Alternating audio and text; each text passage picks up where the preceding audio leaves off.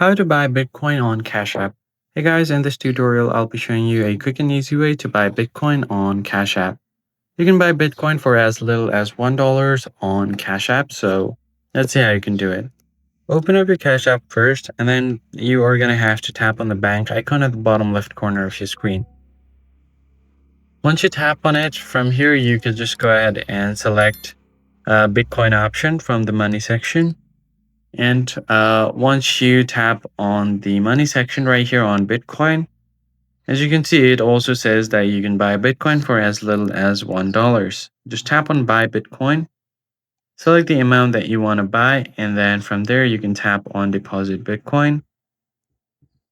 And once you tap on that button here, you could also scan manually for your Bitcoin wallet address, or you can enter manually as well.